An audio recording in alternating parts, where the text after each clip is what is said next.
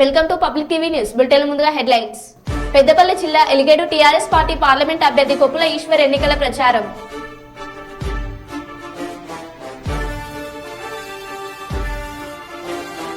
తేర్నెకల్లో TDP ప్రచారంలో విస్తృతంగా పాల్గొంటున్న కపట్రాల మల్లికార్జున్.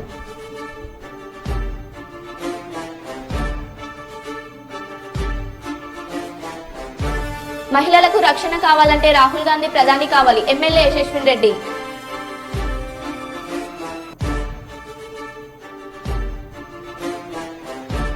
తనపై అసత్య ప్రచారాలు, నిరాదరణ లేని ఆరోపణలు చేస్తే సహించేది లేదని హెచ్చరించిన గాండ్ల సమ్మయ్య. ఇక వివరాల్లోకి వెళ్తే, కాంగ్రెస్ లో చేరిన పలువురు బీఆర్ఎస్ నాయకులు కమాన్పూర్ మండలం కేంద్రంలోని స్థానిక కేఎన్ ఫంక్షన్ హాల్లో ఉమ్మడి కమాన్పూర్ మండలంలోని బీఆర్ఎస్ నాయకులు పిట్ల గోపాల్, ఇనుగంటి రామారావు, మల్క రామస్వామితో పాటు అనుచర వర్గం సుమారు 400 మంది శ్రీధర్ బాబు సమక్షంలో కాంగ్రెస్ పార్టీలో చేరారు. వారి కాంగ్రెస్ పార్టీ కండువా వేసి కాంగ్రెస్ పార్టీలోకి సాధారణంగా ఆహ్వానించారు. ఈ సందర్భంగా మంత్రి శ్రీధర్ బాబు మాట్లాడుతూ అందరూ కలిసికట్టుగా పనిచేసి సమన్వయం చేసుకుంటూ త్వరలో జరగనున్న పార్లమెంట్ ఎన్నికల్లో కాంగ్రెస్ అభ్యర్థి గడ్డం వంశీని గెలిపించాలని కోరారు.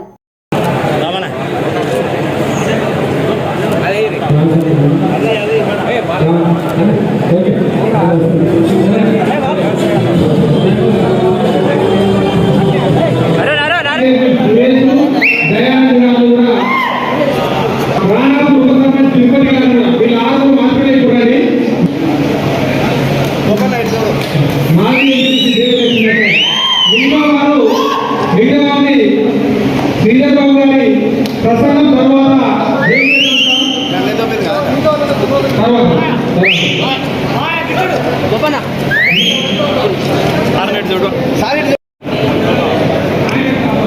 మూడు ఫోటోలు అందరూ చెప్పి అందరూ కూర్చోవాలి.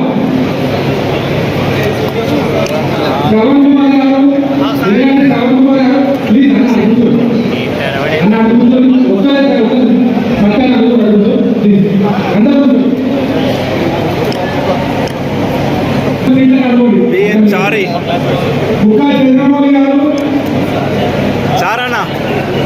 మండలి సభ్యులు, రాష్ట్ర యువతరానికి, విద్యార్థి లోకానికి కాంగ్రెస్ పార్టీ అధ్యక్షుడిగా, ఎన్ఎస్సీ అధ్యక్షుడిగా దాదాపు గత ప్రభుత్వం 100 కేసులు పెట్టింది ఆయన మీద. 100 అనునిత్యం పాపం ఇప్పటికి కూడా కోర్టుల పరంగానే తిరుగుతాడు మా వెంకట్. ఇలాంటి వారిని గుర్తించాలని రాహుల్ గాంధీ గారు నేరుగా ఆనాడు శాసనసభకు టికెట్ అడిగినప్పటికీ వెంకట్ ఒక్క నిమిషం ఊరుకో, కాంగ్రెస్ పార్టీ గురించి ఆలోచన చేయి, నీ భవిష్యత్తు గురించి మేము ఆలోచన చేస్తామని రాహుల్ గాంధీ గారి మాట ఒక్కటే సెకండ్లో అయినాడు. 3 నెలల తర్వాత అనుకోలే, ఆయనకు ఆఫీస్ నుంచి ఫోన్ వచ్చింది, శాసన మండలి సభ్యుడిగా నేను ఎంపిక చేస్తామని. పార్టీకి పనిచేసిన వాళ్ళందరినీ ఎవ్వరు మర్చిపోరు కాంగ్రెస్ పార్టీ. నేను ఈరోజు కొడుతూ ఉన్నా, ఈ సందర్భంలో మరి వచ్చేసిన ప్రతి కాంగ్రెస్ కార్యకర్త నాతో పాటు కష్టంలో, నష్టంలో, ఇబ్బందికరమైన పరిస్థితుల్లో నడిచిన మా కాంగ్రెస్ పార్టీ నా ప్రియమైన అన్నకి, తమ్ముడికి, అక్కకి, చెల్లెకి హృదయపూర్వకంగా నమస్కారాలు, కృతజ్ఞతలు. సంవత్సరమే వెనుక కూడా సంవత్సర కాలంలో ఆ రోడ్డును పూర్తి స్థాయిలో చేసి తీరుతా కాంగ్రెస్ పార్టీ నాయకత్వం అంటే విద్యాలయాలు పెట్టడం నిన్న కూడా ఎవరు మాట్లాడుతుండే నాకు అర్థం కాదు. పాత మంత్రి ఉండే, నేను 2వ సారి మంత్రిని, ఇంకోసారి కూడా కలిపిండే, అంటే వచ్చేదాన్ని కూడా కలిపిండే, 3 సార్లు మంత్రి ఉండే అని మాట్లాడి. ఐటీఐలు తెచ్చిందా, పాలిటెక్నిక్ తెచ్చిందా, ఇంజనీరింగ్ కాలేజ్ తెచ్చిందా అనేటోడు మన ప్రాంతంలో ఉన్నారా. ఇది వ్యవస్థ కాదయా. ఏ స్కూల్లో ఒక పిల్లోని కట్టినా కాంగ్రెస్ పార్టీ ఏం చేసిందంటే నేను చదువుకోవడానికి పాలిటెక్నిక్ పెట్టింది, ఇంజనీరింగ్ కాలేజ్ పెట్టింది. ఈ 5 సంవత్సరాలు ఇంకేదేదో పెట్టబోతున్నాడు మా శ్రీధర్ బాబు, ఆయన ఆలోచన ఈ విధంగా ఉంటుంది అని చెప్పుకుంటాడు ఆ ఊళ్ళో.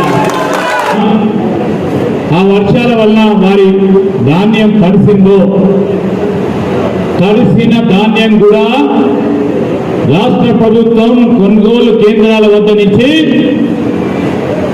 మద్దతు ధరతో వారి ధాన్యం సేకరణ చేస్తుందని మీ అందరికీ మనవి చేస్తా ఉన్నా. జనగామ జిల్లా దేవరుకుల మండలం సీతారాంపురం ధర్మగడ్డ తండా గ్రామాల్లో పార్లమెంట్ ఎన్నికల నేపథ్యంలో వాడవాడల ఎన్నికల ప్రచారం నిర్వహించి ప్రజలను ఓటును అభ్యర్థించిన ఎమ్మెల్యే యశస్విన్ రెడ్డి ముందుగా గ్రామంలోని అనాథ వృద్ధాశరణాలయంలో వృద్ధులను ఆప్యాయంగా పలకరించి అన్ని విధాలా ఆదుకుంటామని హామీ ఇచ్చారు. మహిళలు, కాంగ్రెస్ పార్టీ శ్రేణులు, ప్రజలు భారీగా తరలివచ్చిన ఘన స్వాగతం పలికారు. ఈ సందర్భంగా ఎమ్మెల్యే మాట్లాడుతూ పార్టీలకు అతీతంగా ప్రభుత్వ పథకాలను అందరికీ అందేలా చేసే బాధ్యత నాదని, మీ అందరినీ కాపాడుకునే బాధ్యత తీసుకుంటానని, దేశ భవిష్యత్తు కోసం రాహుల్ గాంధీ ప్రధాని కావాలని, మహిళలకు రక్షణ కావాలంటే అది కాంగ్రెస్ పార్టీతోనే సాధ్యమవుతుందని, అలాగే కాంగ్రెస్ పార్టీ ఎంపీ అభ్యర్థి కడియం కావ్యను భారీ మెజార్టీతో గెలిపించాలని కోరారు. మీరందరూ కూడా కాంగ్రెస్ పార్టీ కోటేసి గెలిపియాలి. కాంగ్రెస్ పార్టీ కోటేసి ఇక్కడ కడియం కావ్యక కోటేసి అక్కడ ఎవరు వస్తారు? ప్రధానమంత్రి రాహుల్ గాంధీ గారు. మరి మనకు తెలంగాణ ఇచ్చిన తల్లి ఆ సోనియమ్మ గారి తనయుడు. మరి అట్లాంటి వ్యక్తిని గెలిపించుకోవాల్సిన బాధ్యత మనకు ఉంది కదా. ఆ తల్లి మనకు తెలంగాణ, మన తల్లుల బాధ చూడలేక ఆ తల్లి తెలంగాణని ఇచ్చింది. మరి అదే తల్లి కొడుకు రాహుల్ గాంధీ గారిని మనం గెలిపించుకోవాలి. వాళ్ళ కుటుంబం ఒక త్యాగాల కుటుంబం. 2 సార్లు పదవులలో ఉండే అవకాశం ఉన్నా కానీ వాళ్ళు ఎన్నడూ కూడా పదవులు ఆశించలే. కానీ ఈ రోజు మనకు అవసరం ఉంది, రాహుల్ గాంధీ గారిని ప్రధానమంత్రి చేసుకోవాల్సిన అవసరం. కాబట్టి అందరూ కూడా రేపు రాబోయే ఎన్నికలు మే 13వ తారీఖున అందరూ కాంగ్రెస్ పార్టీ కోటేయాలి. ఇందాక చూపించిండ్రు 2వ నెంబరు. నాదెన్నో నెంబర్ ఉండే? 2వ నెంబరే కదా. మరి ఆ 2 మనకు బాగా అచ్చొచ్చింది కాబట్టి అందరు మళ్ళా పోయి అదే 2వ నెంబర్ మీద నొక్కండి. పెద్దపల్లి జిల్లా ఎలిగేడు మండలం లాల్పల్లి గ్రామంలో గురువారం రోజున టీఆర్ఎస్ పార్టీ పార్లమెంట్ అభ్యర్థి గోపుల ఈశ్వర్ ఎన్నికల ప్రచార కార్యక్రమంలో మాజీ ఎమ్మెల్యే దాసరి మనోహర్ రెడ్డి పర్యవేక్షణలో మండల ఎంపీపీ శ్రవంతి మోహన్ రావు, మండల అధ్యక్షుడు బైరెడ్డి రామరెడ్డి, యూత్ అధ్యక్షుడు కపల్ల ప్రవీణ్ ఆధ్వర్యంలో ఉపాధి హామీ కూలీలతో మాట్లాడుతూ కారు గుర్తుకు ఓటు వేసి కొప్పుల ఈశ్వర్ని భారీ మెజార్టీతో గెలిపించాలని ప్రచారం నిర్వహించినారు. కాంగ్రెస్ పార్టీ అధికార దాహంతో అమలు చేయనటువంటి వాగ్దానాలతో ప్రజలను మోసం చేసి అధికారంలోకి వచ్చారని, మళ్లీ పార్లమెంట్ ఎన్నికల్లో కూడా ప్రజలను అదే విధంగా మోసం చేస్తూ ఓట్లు అడుగుతున్నారు. కాంగ్రెస్ పార్టీ ముఖ్యమంత్రి 6 గ్యారంటీలను గాలికి వదిలేశారని అన్నారు. అది వేయాలంటే ఇప్పుడు నీ ఇంట్లో 10 రూపాయలు ఉంటేనే కట్టేది. అక్కడ లేకుండా కూడా ఆమెలో మొత్తం ఇచ్చి వేయమని చెప్పి అందరూ వేసాం. మీతో పాటు వేసామంటే వేసారు. ఇప్పుడు అది అమలు చేయాలని అద్దాం, చేయని అద్దామా. పార్లమెంట్ ఎలక్షన్లు ఉన్నాయి. దానికి మన స్థానికంగా ఉండే కొప్పులీశ్వర్ గారు నిలబడడానికి దాని కారు గుర్తు ఓటేసి మీరు ఆలోచన చేసి వేయండి. వేసి రాబోయే రోజుల్లో మీకు అడిగి ప్రతి కుటుంబాన్ని మీరు ఇప్పుడు చెప్పారు ఏంటంటే ఆర్థికంగా చిన్న ఆర్థిక నిర్ణయంలో ఏం జరుగుతుందనేది వాడు కూడా జరిగేటోళ్ళు ఉంటేనే అవుతాయి. మీరు ఇప్పుడు అడుగుతారు కదా మీకు ఇంత ఏదైనా దాన్ని జరిగేటోళ్ళు మన తరఫున ఉండాలి. అది ఉద్దేశంగా మీరు తప్పకుండా రేపు 13వ తారీఖు ప్రతి ఒక్కరు ఓటు తప్పకుండా వేసి మీరు ఆలోచన చేసి చేయాల్సిన అవసరం ఉంది. కాబట్టి అందరికీ పేరు పేరున నమస్కారం తెలుపుతూ కారు గుర్తుగా ఓటేసి మన స్థానికంగా ఉండే కొప్పులీశ్వర్ గారు గెలిపించి మనకు గత ప్రభుత్వం చేసినట్టు ఆలోచనలు కొంచెం మర్చిపోకుండా రేపు ఏం చేస్తారు అయితే మన ప్రభుత్వం అడగాని కూడా మనకు నాయకుడు అంటూ ఉండాలి. ఏదైనా మీరు చేస్తారు అయితే లేకపోతే మీ ఇంట్లో కుటుంబాల మీద కుటుంబ పెద్ద ఏదైనా పనుల కొరకు ఏదైనా ముందు పడి చేయకపోతే పనులు కావు. ఇది కూడా అంతే. దీని ఏదైనా మన రాష్ట్రం కొరకు ఆరాటపడి చేసే నాయకులు ఉండాలి. మన రాష్ట్రం కొరకు ఇన్ని రోజులు ఈ 10 ఏళ్ళు ఆరాటపడి మన రాష్ట్ర ప్రజలు మంచిగా ఉండాలి. రాష్ట్ర ప్రజలందరికీ ఆర్థికంగా మౌలిక వస్తువులు ఉండాలి. గ్రామాలలో ఆర్థికంగా నిలదొక్కోవాలి. సంక్షేమ పథకాలు అందరికీ అందాలనే ఉద్దేశంతో మనకు చేసినటువంటి ప్రభుత్వం గత 10 ఏళ్ళు పరిపాలించింది. సరే వాళ్ళ ఈ కర్నూలు జిల్లా ఆలూరు నియోజకవర్గం దేవనకొండ మండలం తేర్నకల్ గ్రామంలో కపట్రాల మల్లికార్జున గడప గడప ఎన్నికల ప్రచారంలో పాల్గొన్నారు. ఆలూరు టీడీపీ ఎమ్మెల్యే అభ్యర్థి వీరభద్ర గౌడ్కి మీ అమూల్యమైన ఓటు వేసి అత్యధిక మెజార్టీతో గెలిపించాలని ప్రజలను కోరారు. కపట్రాల బొజ్జమ్మ మల్లికార్జున అధ్యక్షతన అదే గ్రామంలో వైసీపీని వీడి టీడీపీలోకి 50 కుటుంబాలు చేరాయి. ఈ కార్యక్రమంలో మాజీ ఎంపీపీ రామచంద్రయ్య నాయుడు, బండిగింజలు రంగన్న తదితరులు పాల్గొన్నారు.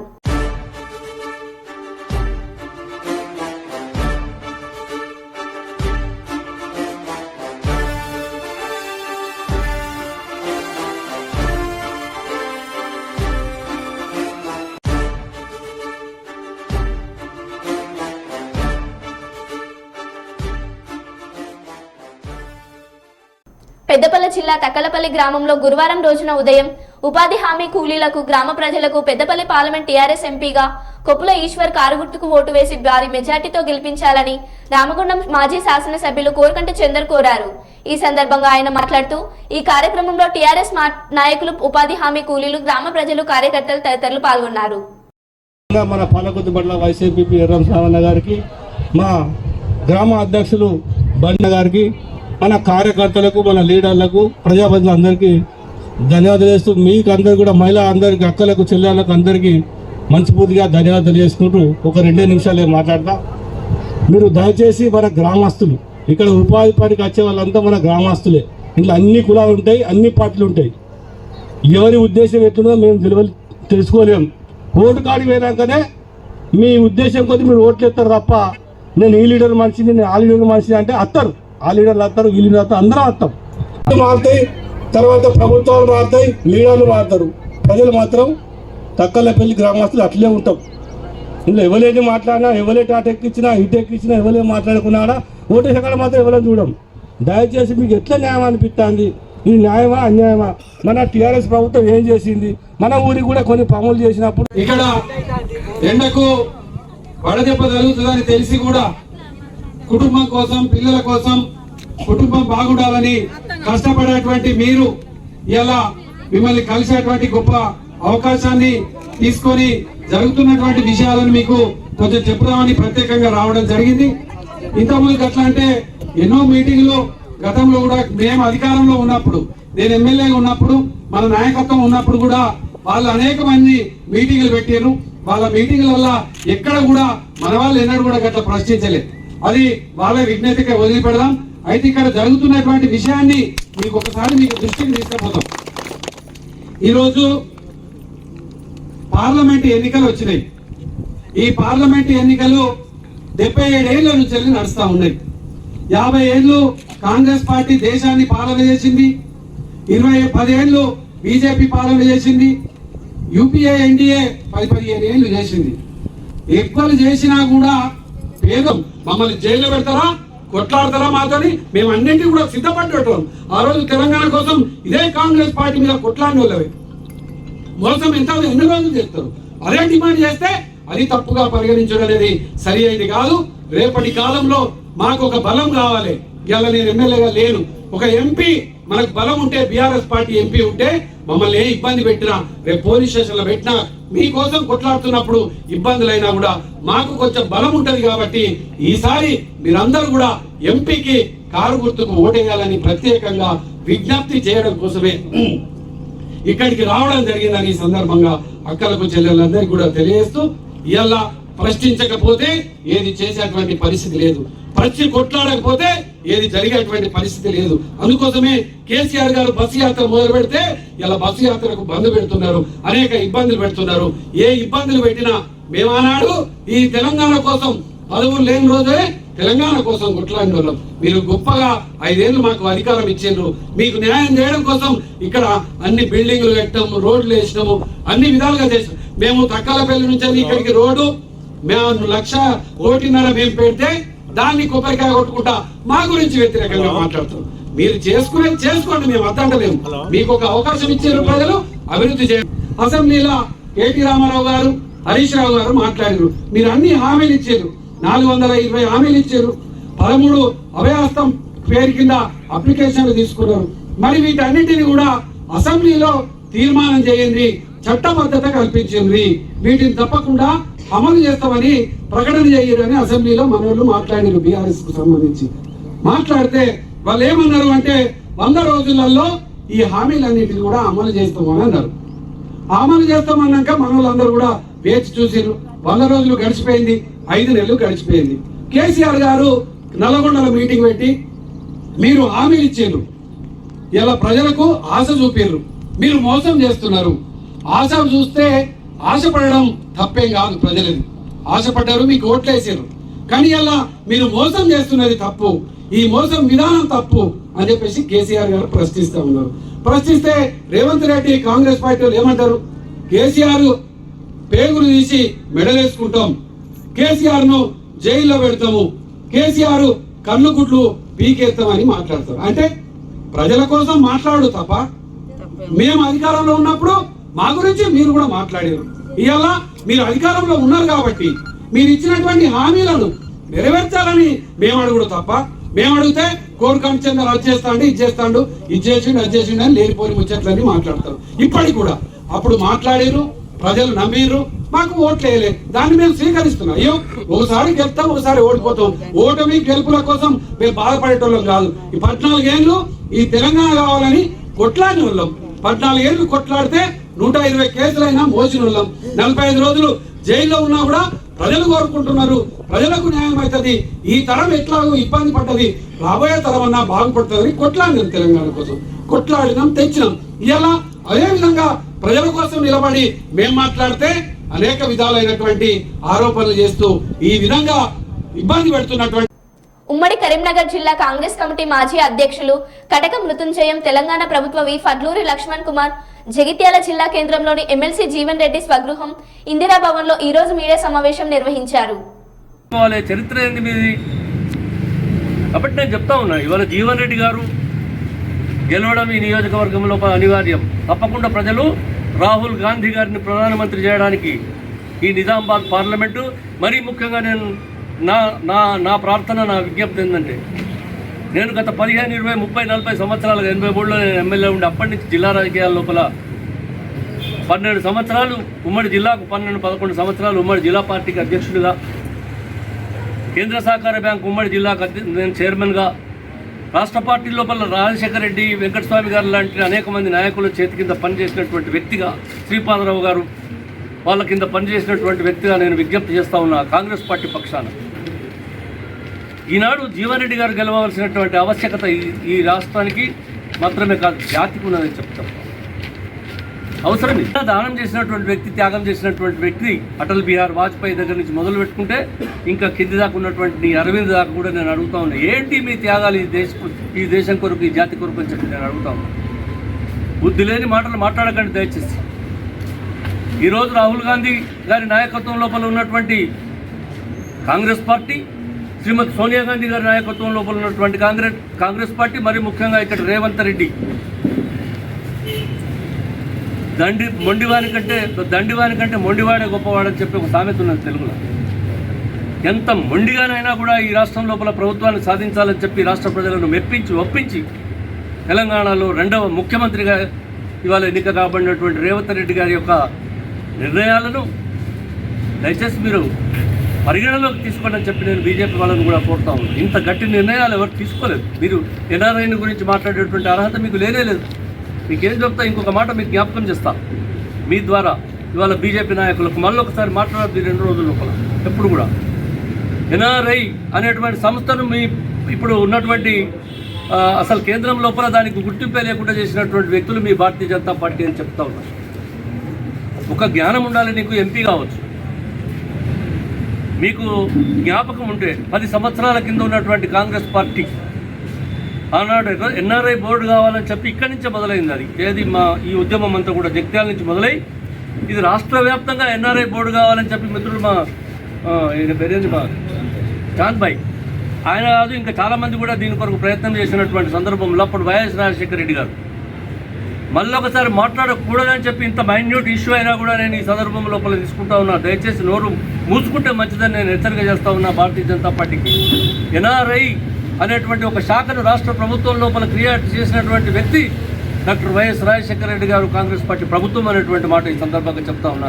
మీకు జ్ఞానం ఉందా, జ్ఞాపకం లేదా, బుద్ధి మాంద్యం అయిపోయిందా మీకు అని చెప్పి నేను అడుగుతా ఉన్నా. ఆ శాఖకు మంత్రి మన జిల్లా మంత్రి ఆనాడు శ్రీధర్ బాబు గారు. ఇంతకంటే ఎక్కువ మీకు ఇంకేం చెప్పాలి మేము? అంటే ఏది పడితే నోటికి వచ్చినటువంటి పూతలు కూసి మాట్లాడి అప్పటికప్పుడు ఆ బజార్ లోపల, ఆ వాడ లోపల, ఆ ఊరు లోపల, ఆ పట్టణం లోపల ఏదో విభేదాలు సృష్టించి దాని ద్వారా ఓట్లు సంపాదించాలనేటువంటి నీచత్వం ఉన్నటువంటి మనుషులు మీరు. ఈ దేశం లోపల ఉండేటువంటి పదే పదే పదే పదే రేపు మోడీ ప్రధాని కాకపోయినట్టయితే పాకిస్తాన్ బాంబులు వేస్తుంది. బుద్ధున్నదే మీకేమన్నా? పాకిస్తాన్తో కొట్లాడి పాకిస్తాన్ మీద గెలిచి బంగ్లాదేశ్ను సృష్టించి ఇవన్నీ చేసినటువంటి నాయకురాలు శ్రీమతి ఇందిరాగాంధీ గారు. శ్రీలంక లాంటి దేశాల లోపల పీస్ కీపింగ్ సైన్యాన్ని పంపించి దక్షిణాసియా లోపల మొత్తం శాంతిని నెలకొల్పేటువంటి ప్రయత్నం చేసినటువంటి వ్యక్తి రాజీవ్ గాంధీ గారు. వారి రక్తం ఇక్కడ ఏరులై ప్రవహించింది. ఈ ప్రజల జీవన విధానం లోపల ఒక భాగమైపోయింది వాళ్ళ రక్తం. ఏ ఒక్కరి వ్యక్తి అయినా ఈ జాతికి ప్రాణదానం చేసినటువంటి వాళ్ళు, జీవనదానం చేసినటువంటి వాళ్ళు, లేకుంటే ఇంకా ఏదైనా దానం చేసినటువంటి వ్యక్తి భార్య ఎక్కడున్నదో, తల్లి ఎక్కడున్నదో, తండ్రి ఎక్కడున్నదో తెలియలేదు. మీ కుటుంబాన్ని మీరే పట్టించుకోరు. మా భారతదేశం అంతా నా కుటుంబం అని చెప్తారు. పరివార్ మేరా హై. పరివార్ కहाँ है किसी को पता नहीं. तुम्हारा परिवार किधर है? పరివారమును పట్టించుకోలేనోడు భారతదేశం లోపల ఉన్నటువంటి ఈ 130-140 కోట్ల మందిని పట్టించుకునేటువంటి అవకాశం ఎక్కడుంది? కాబట్టి ఇటువంటి చిల్లర వాదాలతో ఈ దేశం లోపల ఉన్నటువంటి ప్రజల యొక్క అస్తిత్వాన్ని ముక్కలు చేయొద్దు, విశ్వాసాన్ని కూడా దెబ్బతీయద్దు అని చెప్పి నేను వాళ్ళని కోరుతున్నాను. మరో బులెటిన్లో మళ్ళీ కలుద్దాం. Stay tune.